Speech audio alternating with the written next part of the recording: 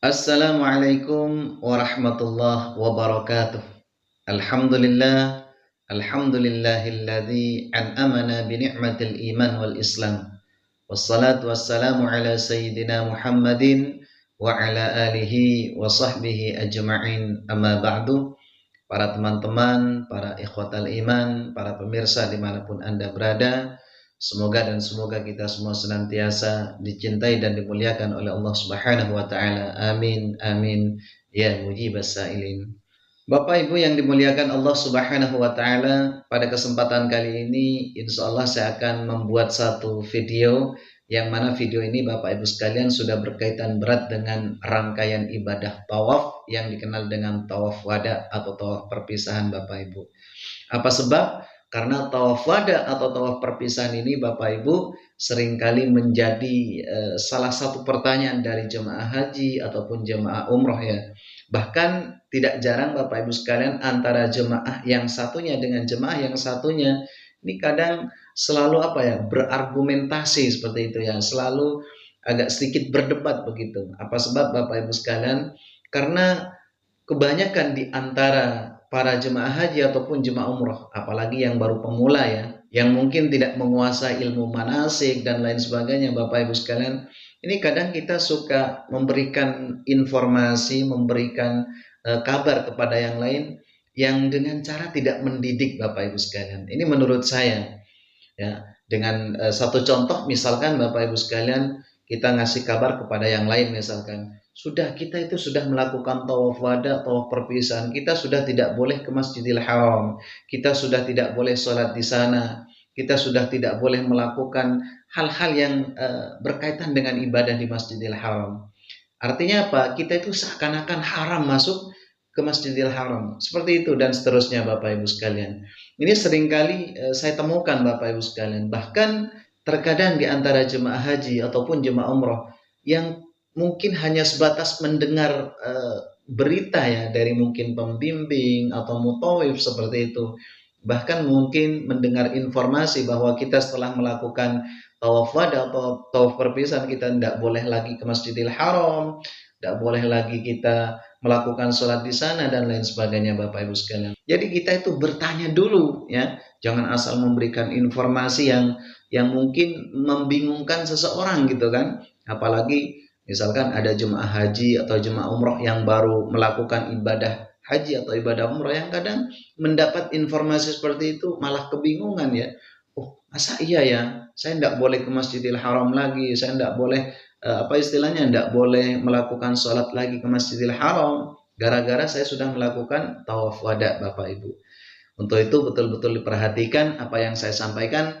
Mudah-mudahan tayangan yang sekelumit ini, tayangan yang serba singkat ini mudah-mudahan memberikan pencerahan khususnya bagi para calon tamu-tamu Allah, para calon tamu-tamu baginda Rasulullah, yaitu baik jemaah haji ataupun jemaah umrah Bapak Ibu sekalian. Baik Bapak Ibu yang dimuliakan Allah Subhanahu wa taala, sebelum saya masuk ke pokok permasalahan yaitu mengenai tawaf wada atau tawaf perpisahan Bapak Ibu sekalian, mohon betul-betul diperhatikan sekali lagi. Saya akan menyampaikan beberapa hadis baginda Rasulullah sallallahu alaihi wasallam yang diriwayatkan oleh Ibnu Abbas radhiyallahu taala anhuma. Jadi ini mungkin bisa dijadikan rujukan dalil, pertimbangan nanti Bapak Ibu sekalian. Dan nanti di endingnya ya, di akhir apa yang saya sampaikan mungkin Bapak Ibu sekalian mengetahui, oh iya kok ternyata tawaf itu wajib ya, oh iya kok ternyata tawaf itu sunnah dan seterusnya Bapak Ibu sekalian. Sehingga kadang saya seringkali menyampaikan hal ini Bapak Ibu sekalian kepada para calon jemaah haji, para calon jemaah umroh ya. Kadang kalau kita tidak mengetahui, sekali lagi tolong jangan sampai memberikan berita-berita yang tidak benar. Apa sebab? Karena kalau kita tidak tahu asal muasal atau asal usul pendapat yang muktamad, kemudian furuknya seperti apa, tahqiqnya seperti apa, kita itu harus betul-betul teliti Bapak Ibu sekalian. Oke, mohon diperhatikan.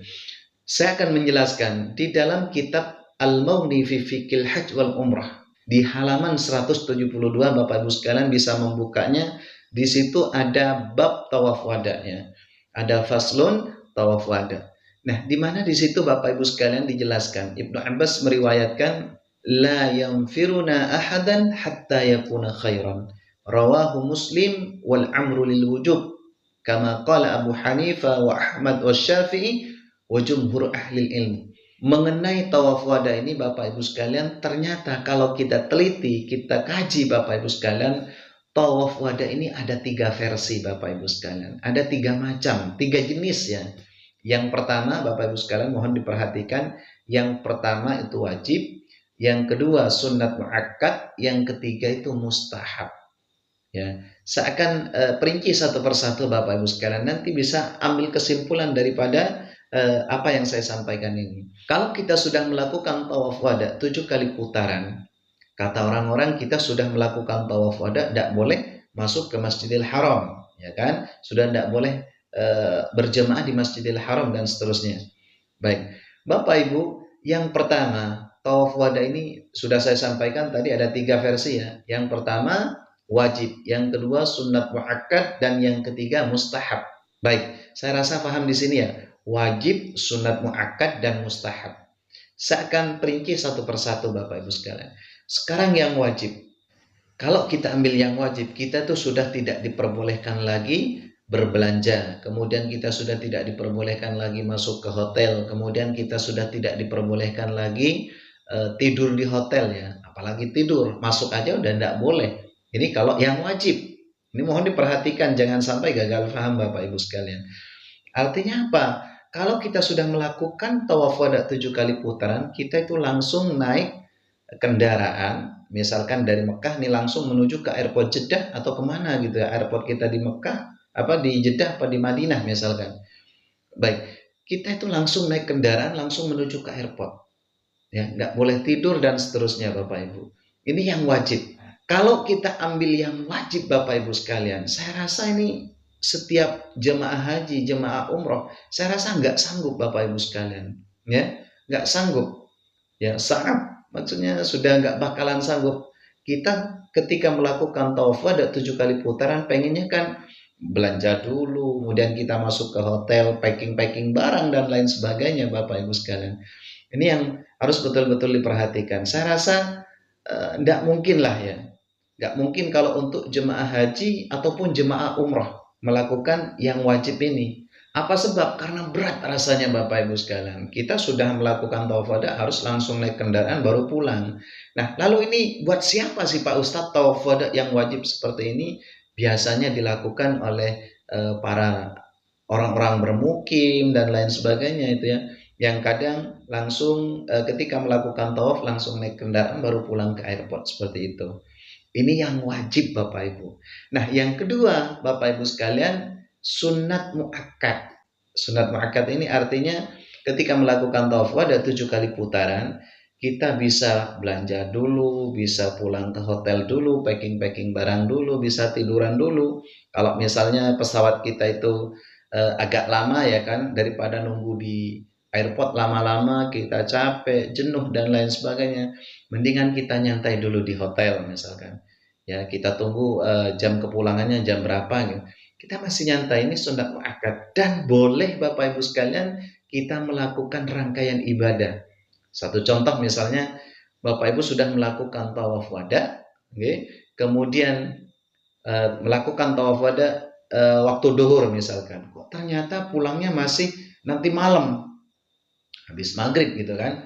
Nah, waktu asar Bapak Ibu sekalian bisa berjemaah di Masjidil Haram, bisa ikut dengan imam, nggak harus di pelataran masjid, bisa masuk, nggak masalah. Karena kita mengikuti sunnah muakkad hukumnya Bapak Ibu sekalian. Sesuatu yang sunnah Bapak Ibu sekalian, kalau kita kerjakan itu dapat pahala, ditinggalkan juga tidak berdosa. Bahkan Imam Syafi'i pun Bapak Ibu sekalian mengenai tawaf wada, ini madhab Imam Syafi'i, saya rasa itu nggak mewajibkan bab tawaf wada. Sehingga ketika ada di antara jemaah haji, jemaah umroh misalkan sepuh, kemudian ada ibu-ibu yang mungkin haid, ya menstruasi, ada halangan seperti itu ya, itu tidak wajib melakukan tawaf wada. Kadang kan maksa nih, yang sepuh harus nih oleh si pembimbingnya, kadang harus melakukan tawaf wada harus sewa kursi roda, tidak harus, jangan memaksakan Bapak Ibu sekalian. Ini perlu catatan penting bagi para calon jemaah haji, para calon jemaah umroh.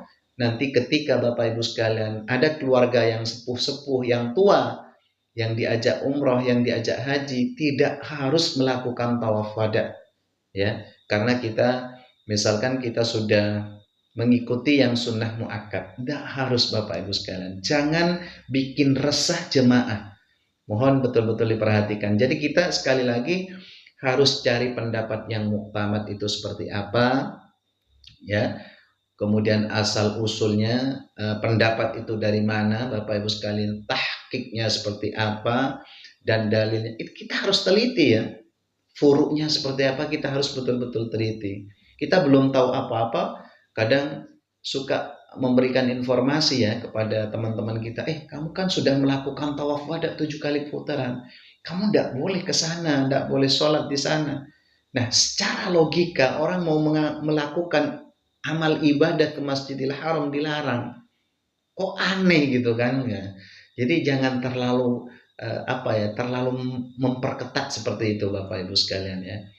Sehingga nanti Bapak Ibu sekalian apabila nanti sampai kedua tanah suci Mekah Madinah, ketika mau pulang ke tanah air, kita itu boleh melakukan tawaf wada selama kita itu Bapak Ibu sekalian tidak ada uzur. Kalau ada uzur, kita sakit, kemudian yang sepuh-sepuh, ini mohon diperhatikan ya. Ini tidak harus. Kemudian ibu-ibu yang lagi halangan misalnya, ini tidak harus melakukan tawaf wada Bapak Ibu sekalian.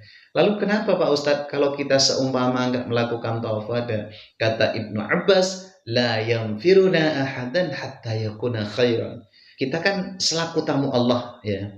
Sebagaimana sabda Rasulullah, al-hujjaj wal ummar wafdullah idza da'ahu fa'ajabahum fa in istaghfaru ghafarallahu lahum. Jadi jemaah haji ataupun jemaah umrah ini semua ini merupakan tamu-tamunya Allah.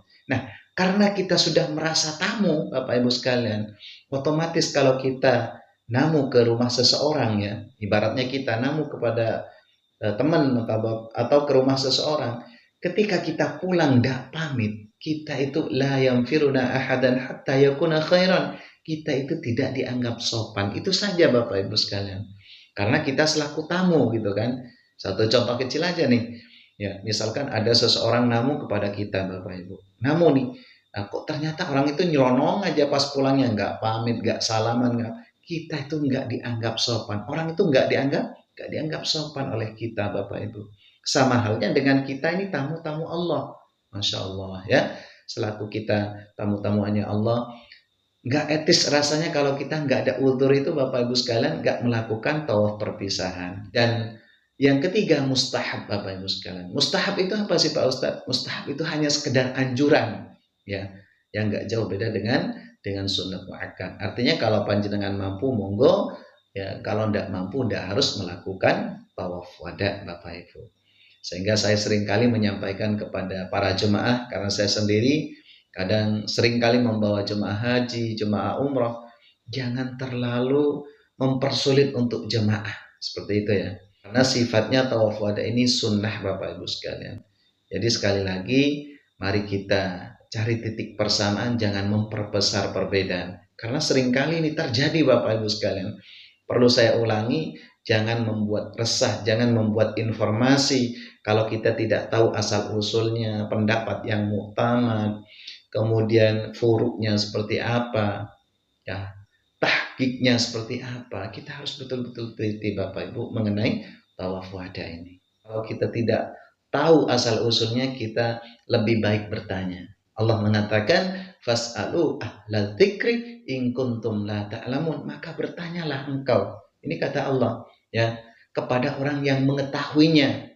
Kalau engkau tidak mengetahuinya, jadi Allah saja memerintahkan bertanya dulu kepada orang yang ahlinya gitu kan, yang sering belajar manasik, yang sudah bolak-balik ke Mekah dan mungkin tahu hukum-hukumnya dan lain sebagainya, supaya ibadahnya apa ya?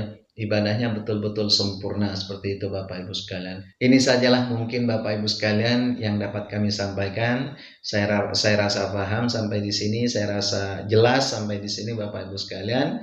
Mudah-mudahan cuplikan video yang serba singkat ini mudah-mudahan bermanfaat dan bisa memberikan pencerahan, memberikan sedikit perbandingan kepada mungkin orang-orang yang mengetahui bab tawaf wada ini separuh-separuh atau setengah-setengah misalkan, kita lebih memperjelas lagi dan tanyakan lagi. Seperti itu Bapak Ibu sekalian. Mudah-mudahan bermanfaat, kurang lebihnya mohon maaf yang sebesar-besarnya. Ihdinas siratal mustaqim wal 'afwa minkum. Wassalamualaikum warahmatullahi wabarakatuh.